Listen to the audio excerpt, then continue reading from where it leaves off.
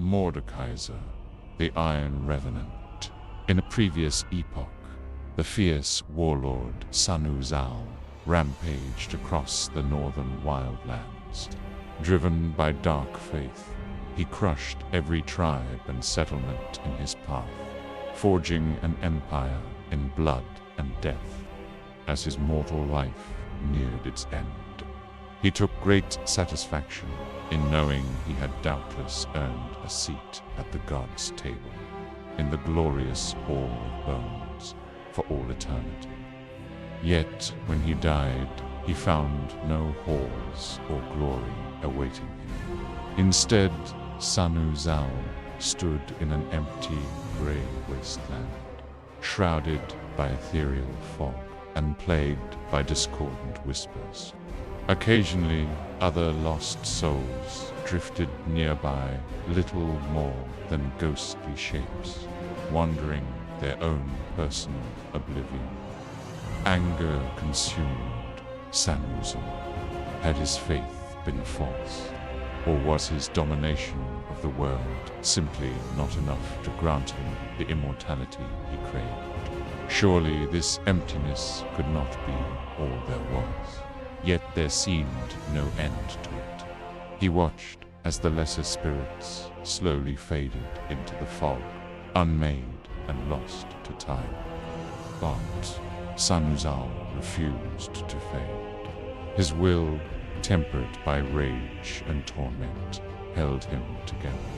Over time, the unknowable, disembodied whispering in that place crystallized into words he could almost comprehend.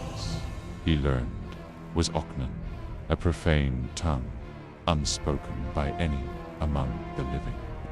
Slowly, a deceitful plan began to form in what was left of Sanu's mind. He began to whisper temptations across the veil between realms, promising his indomitable strength to any who dared listen. And, sure enough, the day came when a coven of sorcerers resolved to bring Sanuzal back from the dead.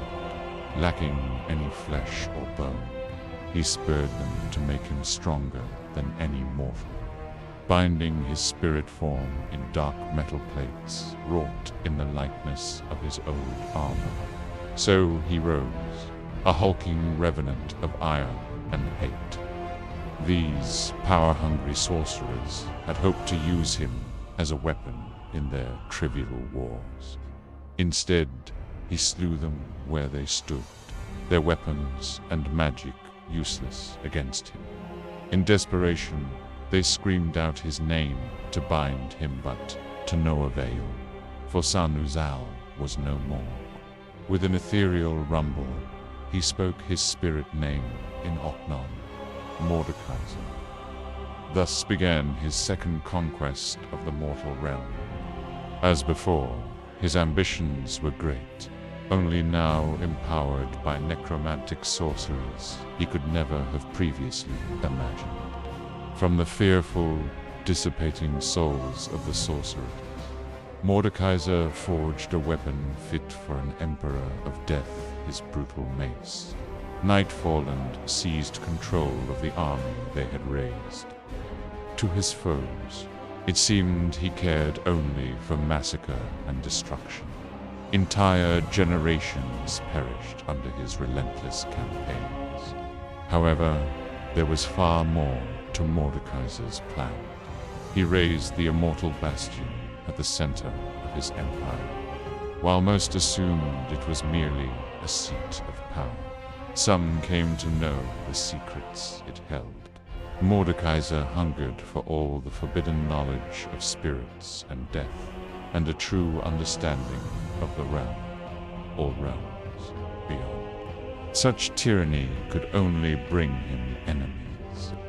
The Iron Revenant was defeated, surprisingly, by an alliance of the Noxus tribes, and betrayal from within his own inner circle. This hidden cabal managed to sever the anchors of his soul from his armor, and sealed the empty iron shell away in a secret place. And so, Mordekaiser was cast out of the material realm. However, unbeknownst to anyone, he had planned for this indeed. It was a pivotal part of his design. Domination and deceit had carried him far, but he knew that a destiny far grander than the Hall of Bones awaited him. There, in the once empty wasteland, all those who had died under his latest reign were waiting. Perverted by dark sorcery, their spirits would never fade. The strongest became his devout, eternal army, bound to his will. But even the weak were given purpose. From the subtle matter of their souls, Mordekaiser would forge a new empire. They would be the building blocks and mortar of his afterworld. Centuries have passed on Runeterra, and another empire has arisen around the immortal bastion.